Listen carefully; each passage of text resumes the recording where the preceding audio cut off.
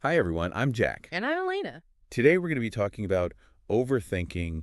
A lot of people struggle with overthinking, Oh, yeah, it's very common. and we're going to explore some ideas about how to stop overthinking. Yeah, we have some ideas from Stoicism. Okay, great. Yeah, Stoicism is a philosophy. And Stoicism can help us with overthinking. Yes, exactly. It can teach us how to manage our thoughts. Okay, so what are some of the ideas from Stoicism about how to stop overthinking? Well, one idea is from Marcus Aurelius. He said, "You have power over your mind, not outside events. Realize this and you will find strength."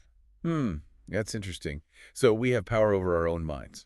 Yes, that is one of the main ideas in Stoicism. So what you're saying is we can actually choose what we think about. Yes, we can learn to manage our thoughts and not let them control us. I like that. So it's not that we just have to be stuck with whatever thoughts come into our heads. Right, exactly. So how do we do that? How do we start to manage our thoughts? Well, one way is to think of your thoughts like clouds. Clouds. Yes, imagine a mountain. The mountain is you. You're strong and steady. Now imagine clouds. The clouds are your thoughts. They come and go. They are not permanent. So I can see my thoughts, like clouds passing by. Yes, exactly. You can observe your thoughts without getting caught up in them. Okay, that's an interesting way to think about it. Another technique is to imagine your thoughts as bubbles. Bubbles? Yeah, the bubbles float away, you see them, and then they're gone. I see. So it's like we can just let go of our thoughts. Yes, we can detach from them. We can see that they are just thoughts. They don't have to control us. That's helpful. It makes me think of this quote from Seneca. He said, "True happiness is to enjoy the present without anxious dependence upon the future." That is a great quote, and it really speaks to the heart of Stoicism. When we overthink, we're often worried about the future. Right, or we're regretting something from the past. Exactly. Stoicism teaches us to focus on the present moment. To be here now. Exactly. The present moment is all we really have. It's the only time we can truly live. That's right. So how do we shift our focus to the present moment? I feel like sometimes my mind is just racing with all these thoughts. It's like my mind is full of all these open tabs, like on a computer. Each tab is a different worry, and every worry is like playing loudly. I know what you mean. It can feel overwhelming. We need to close some of those tabs. We need to quiet our minds. Right, but how do we do that? Well, we can try redirecting our energy. Instead of thinking about all those worries, we can engage in a task or go for a walk. We can read a book. Anything that can help us focus on something else. Yes, exactly. These activities can help us focus on the present moment. And that can help quiet the mind. Yes, it can help us to be more present and less caught up in our thoughts. So Stoicism isn't about never thinking or feeling. No, not at all. It's more about managing those thoughts and feelings. Okay, so we have a choice about which thoughts we focus on. Exactly. We don't have to believe every thought that pops into our heads. That's helpful. It's like we can choose which thoughts to let in and which thoughts to keep out. Right. We can decide which thoughts are helpful and which ones are not. I see. It makes me think of this quote from Epictetus. He said, "If you want to improve, be content to be thought foolish and stupid." That's a good one. What do you think he meant by that? Well, sometimes we need to let go of what other people think. Oh, I see. So it's about not worrying so much about what other people think of us and just focusing on what's important to us. Yes, exactly. So we need to prioritize our own peace of mind. Yes. So how do we actually do that? Yeah. How do we prioritize our own peace of mind? Well, one way is to create what's called a worry period. A worry period. Yeah, it's a designated time each day where you allow yourself to worry. So like if I'm worried about work, I can only worry about it from 5:00 to 5:30 each day. Yeah, exactly. You choose a specific time and then you try not to worry during the rest of the day. That's interesting. It's like giving your worries their own room in your house. Exactly. It helps to contain them and gives them a specific time and place. So they can't come out and bother you all the time. Right. Sometimes I feel like my problems are just too big. I don't even know where to begin. I know what you mean. When problems feel too big, it can be helpful to break them down into smaller steps. Smaller steps. Yeah, if you break a problem down into smaller steps, it can feel less overwhelming. Okay, I see what you mean. It's like untangling a big knot. You start with one strand, and then you slowly untangle the whole knot. Exactly. And Okay. that can make a big difference. Another thing that can be really helpful is gratitude. Gratitude. Yeah. It can help us shift our perspective and focus on the good things. I see. So instead of dwelling on what we don't have or what's going wrong, we focus on what we're grateful for. Exactly. We focus on what we do have. It makes me think of another quote from Seneca. He said, True happiness is to enjoy the present without anxious dependence upon the future. He had a lot of great quotes about happiness. He did. So it's like we can be grateful for the small things in life. Exactly. A warm cup of tea, a sunny day, a good conversation. These small things can bring us happiness. Yeah, I like that. What about writing things down? Could that help? It could. You could try writing down 3 things you are grateful for each day. It can help you to focus on the positive. I like that. I'm going to try that. What about this quote from Epictetus?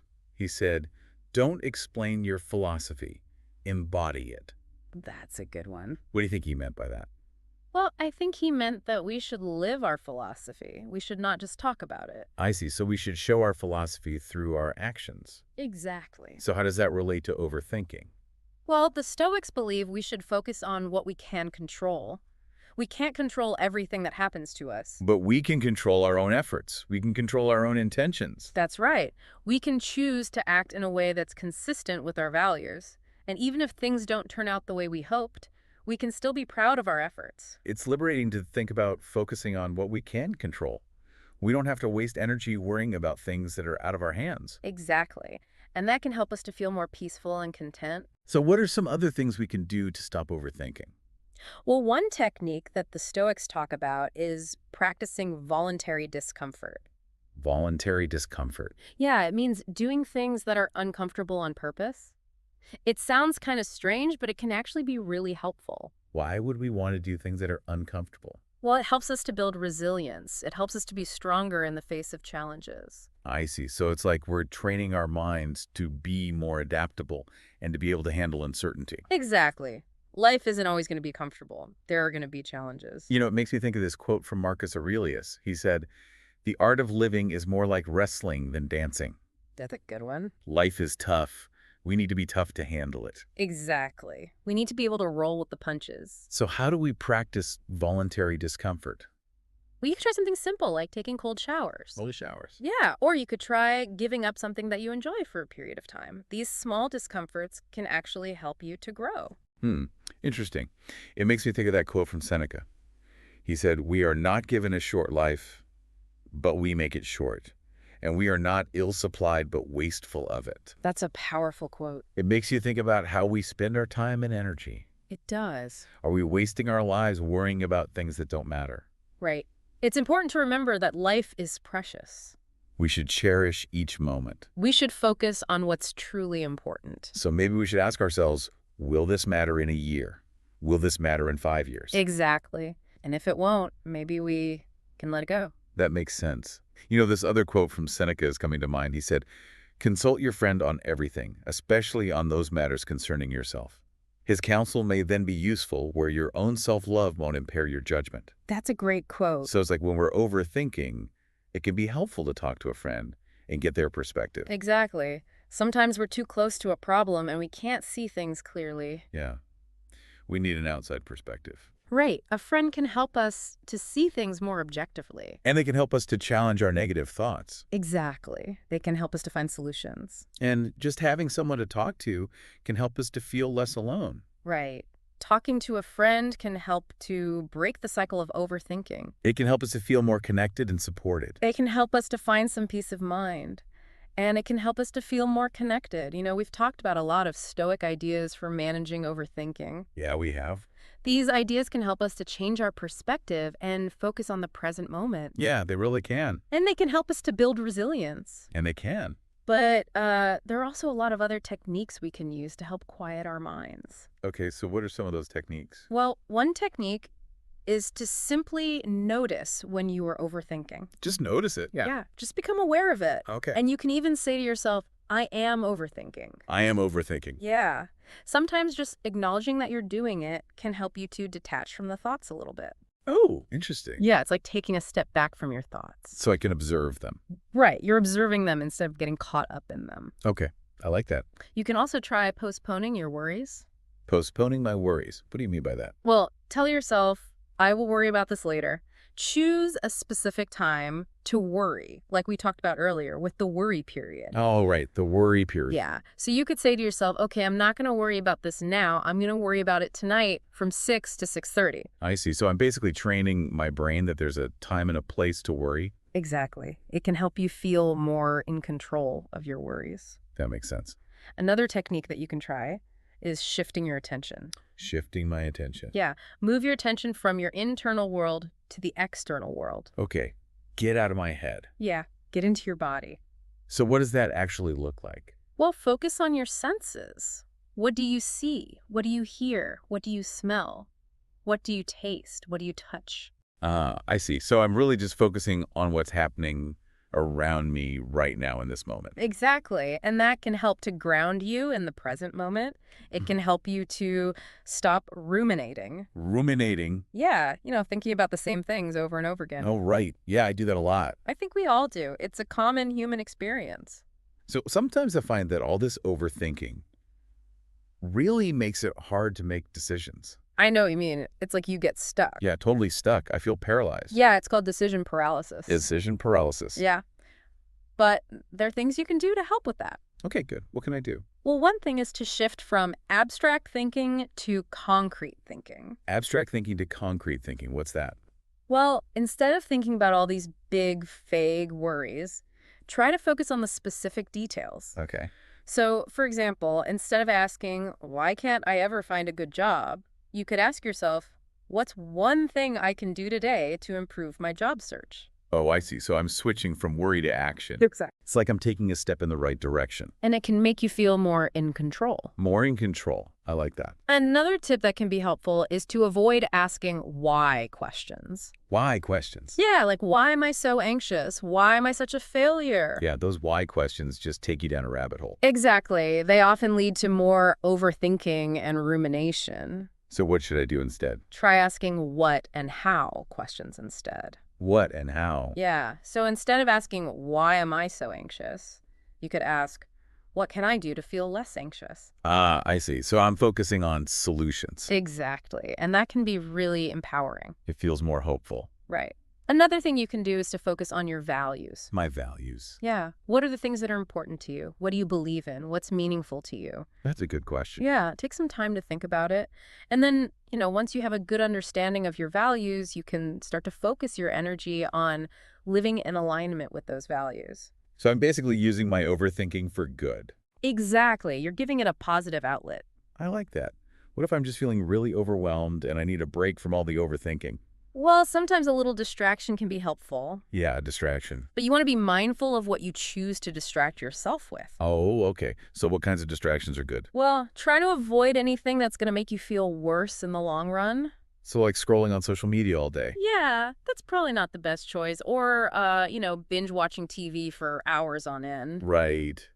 Those things might provide some temporary relief, Yeah. but I always feel kind of gross afterwards. Yeah, exactly. They can actually end up making you feel more anxious or depressed. So what are some good distractions? Well, you could try spending time in nature, reading a good book, listening to uplifting music, those kinds of things. Things that nourish my mind and spirit. Exactly. And that can help you to feel more relaxed and refreshed. Okay, those are good ideas. And sometimes, when you feel like the overthinking is really taking over, it might be helpful to seek professional support. Okay. So talk to a therapist. Yeah, a therapist can help you to identify the underlying causes of your overthinking. They can teach you some specific coping mechanisms. There's even therapies specifically designed to address rumination. Wow. Okay.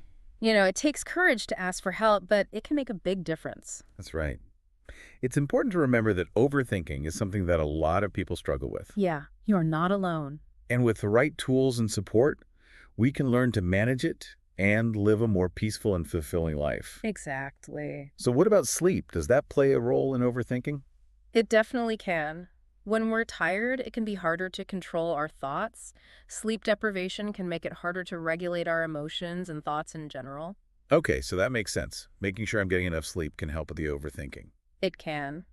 What about those thoughts that just seem to pop into my head out of nowhere? You mean intrusive thoughts? Yeah, those ones that are negative or scary and I don't want to be thinking them, but they just show up. Yeah, I know what you mean.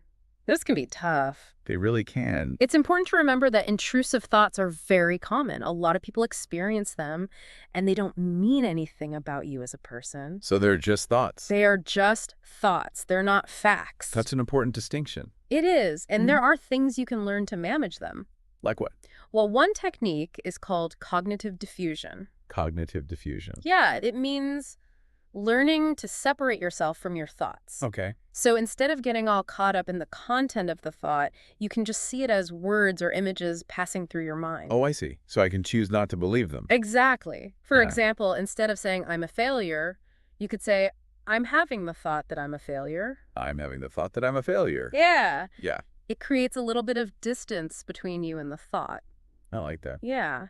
It helps you to see that the thought is not real. It's just a thought. It's just a thought, and you don't have to believe it. So I am not my thoughts. You are not your thoughts. That's helpful. You can also try saying the thought in a silly voice or singing it. Really? Yeah, anything to take away some of its power. Take away its power. Or you could try writing the thought down on a piece of paper and burning it. Burning it. Yeah, just a symbolic way of letting go of the thought. I like that. A little ritual. Right. So sometimes all this overthinking makes me afraid to do the things that I want to do. Oh, yeah, I know what you mean. Like I have these ideas or these dreams, but then I start thinking about all the things that could go wrong. Mm-hmm. And then I get paralyzed and I don't do anything. Yeah. Fear can be a really powerful thing. It really can. But it doesn't have to control us. So how do I stop letting it control me? Well, one thing that can help is to remember that failure is just a part of life. Yeah. Everybody fails sometime. Exactly. And it's how we learn and grow. So I need to change my thinking about failure. It might help. Instead of seeing it as something to be avoided, try to see it as an opportunity. An opportunity. Yeah, an opportunity to learn and grow. Okay. That is a different way to think about it. And one way to be less afraid of failing is to focus on the process, not the outcome. Focus on the process. Okay. Yeah, enjoy the journey. Don't get too fixated on the goal. Celebrate your successes along the way, no matter how small they may seem. Celebrate small successes. Oh, okay. And, be kind to yourself. Kind to yourself. Yeah, we all make mistakes. We all have setbacks. Exactly. So treat yourself with the same compassion that you would offer to a friend. That's good advice. It's so much easier to be kind to other people than it is to be kind to ourselves sometimes. I think that's true for a lot of people. Sometimes I find that I overthink a lot in my relationships. Oh, yeah. Relationships can be a big trigger for overthinking. They can. I'm always worried about what the other person is thinking or feeling. Yeah, it's easy to get caught up in overanalyzing their words and actions. It is. And then I end up making myself crazy. I know. I've been there. So what can I do about it? Well, I think communication is key. If you're worried about something, talk to the person about it. Be honest about your feelings. Oh, that makes sense. It's better to address the issue head on rather than letting it fester in my mind. Yeah, exactly. And, at the end of the day, you can't control other people's reactions. Right. But I can control my own actions and words. Exactly. And that's really all you can do. And, sometimes it's important to set boundaries with people who are draining your energy. Say boundaries. Yeah. It's okay to say no. It is okay to say no. That's hard for me sometimes. I know, it can be tough. But it's important to remember that you're only responsible for yourself. Not for everyone else's happiness. Right. You can't fix them. You can't change them. You can only control yourself. Exactly. Sometimes I have a really hard time with this. I hear you. It's a process. But, it's important to remember that not everyone is going to like you. Not everyone's going to like me. No. And that's okay. It is okay. Yeah, it's impossible to please everyone. So just be authentically yourself. Be myself. Let go of that need to be liked by everyone. It's a lot of pressure. It is. It's exhausting. And it's not worth it. Yeah, that's true. Just give yourself permission to be you. Permission to be me. It's also important to let go of the need to be perfect. Perfectionism. Perfectionism is a major driver of overthinking. It's exhausting. It is, and it's demoralizing. Yeah. It sets you up for failure because, no one's perfect. So focus on progress, not perfection. Exactly. Celebrate the small steps that I'm taking in the right direction. Yes. And remember that everyone makes mistakes. And that's okay. I need to be more mindful of how I talk to myself. Self-talk is so important. It really is. It has a huge impact on our thoughts and feelings. If you're constantly putting yourself down, it's going to be hard to avoid overthinking and anxiety. So I need to be kinder to myself. Yeah.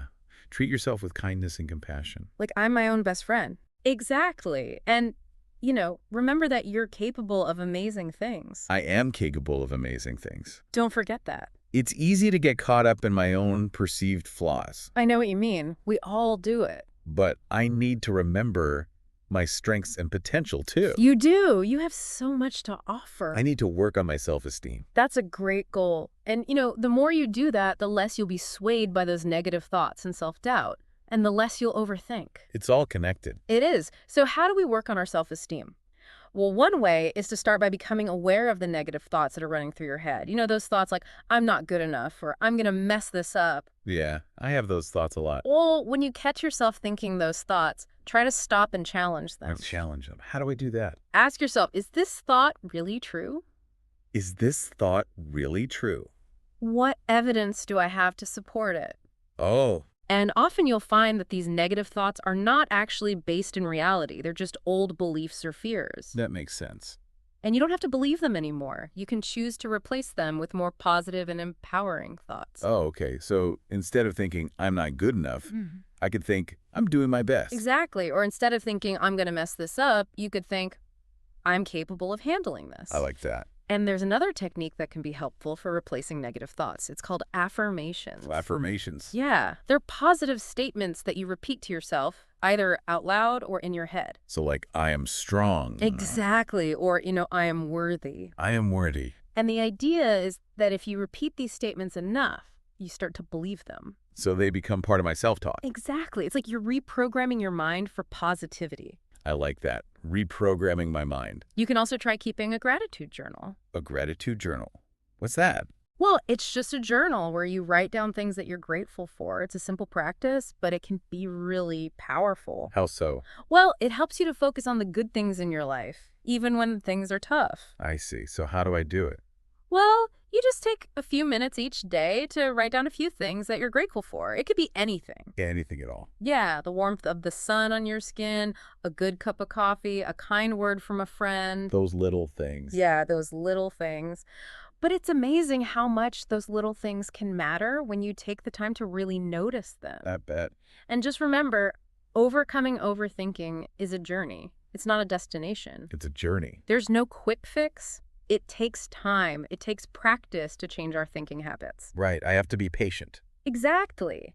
And it's okay to have setbacks. I'm going to mess up sometimes. We all do. The important thing is to just keep practicing, keep coming back to those techniques that we've talked about. Okay. Be patient with yourself. Be kind to yourself. You're not alone. You're not alone. There are lots of people who understand what you're going through. That's good to know. And there are lots of resources available to help you. Resources. Yeah, books, websites, therapists. Right. Don't be afraid to reach out for support if you need it. Okay, I won't be.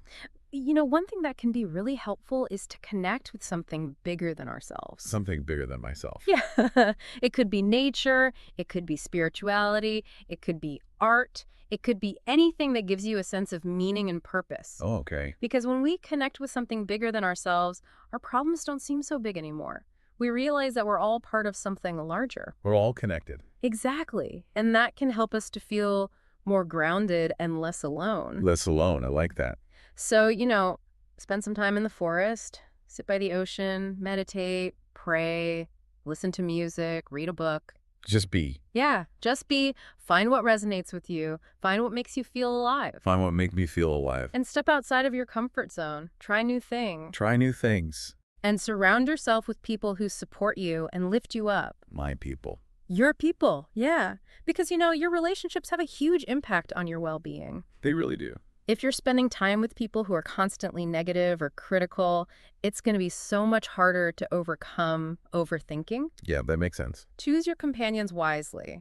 Surround yourself with people who make you feel good about yourself. And set boundaries with people who are draining your energy. Set boundaries. Yeah. And remember that you're not responsible for other people's happiness. I'm not responsible for other people's happiness. You can't fix them. You can't change them. You can only control yourself and your own responses. That's a good reminder. And, cultivate a sense of self-compassion. We all make mistakes. We all have setbacks. Treat yourself with kindness and understanding. Be your own best friend. Be my own best friend. Sometimes I think all this overthinking is a sign that something else is going on. What do you mean? Well, I've heard that overthinking can be a symptom of things like unresolved trauma, anxiety, depression, or even just a lack of self-care. You're absolutely right. Overthinking can be a sign that something else needs to be addressed. So if I'm really struggling with it, maybe I need to look at the bigger picture and figure out what else is going on. It could be helpful. It's okay to ask for help. It's okay to ask for help. There's no shame in reaching out for professional support if you need it. Okay, I won't be ashamed to ask for help.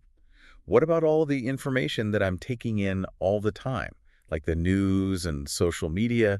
Could that be contributing to my overthinking? Absolutely. The things that we read, watch, and listen to have a huge impact on our thoughts and feelings. If you're constantly bombarded with negative news or social media, it's going to be a lot harder to stay positive and avoid overthinking. So I need to be careful about the information I'm letting into my mind. Yeah. Be selective. Be mindful. Balance the negative with the positive. Feed your mind with things that nourish you and make you feel good. That makes sense. Less negativity, more positivity. Right. So I need to be proactive about my mental health. Yes. Create a mental environment that supports your well-being. So it's not just about what I'm doing.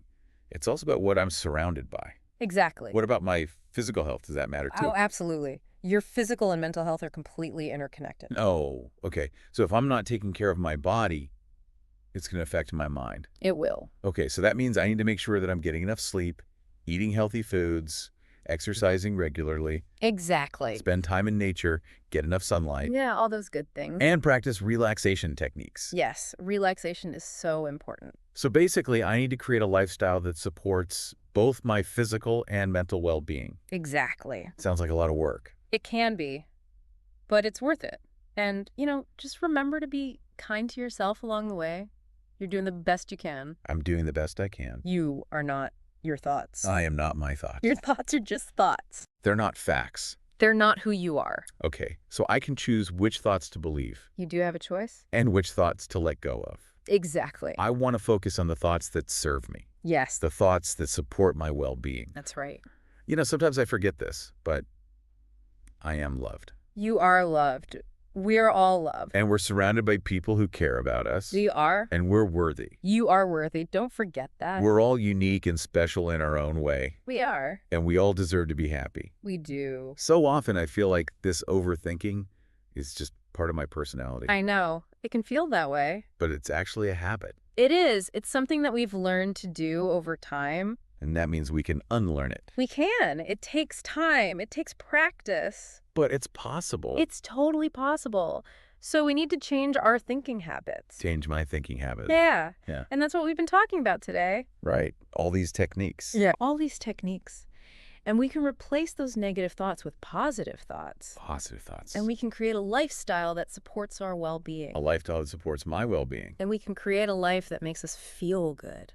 I deserve that. You do. We all do. So, to recap, I should create a self-care toolkit. Yes. Make self-care a priority. Yes. Be mindful of my energy. Yes. Remember that I'm resilient. You are. I'm powerful. You are. I am loved. You are. And I am worthy. You are. And I'm capable of anything I set my mind to. Yes, you are. It's important to remember to embrace our imperfections. Yeah, and celebrate our progress. And be kind to ourselves along the way. Yeah, be compassionate with ourselves. We got to treat ourselves with understanding. We do. We are all worthy of love and kindness. We are.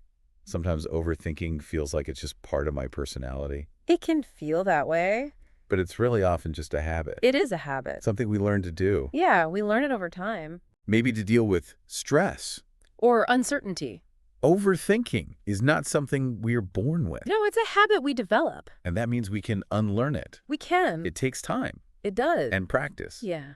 But we can break the habit of overthinking. We can. We've talked about a lot of different things we can do. We have. We can become aware of our thought patterns. Yes. We can challenge our negative thoughts. Challenge that. And replace them with more positive ones. Yeah. Find some better ones. We can practice mindfulness. Mindfulness. We can practice gratitude. Gratitude is powerful. And self-compassion. Yes, self-compassion. We talked about changing our lifestyle to support our well-being. Yeah, taking care of ourselves. And create a life that makes us feel good. Yes, you deserve that. We all do. We do. I hope these ideas help our listeners to stop overthinking. Me too. You're not alone if you struggle with overthinking.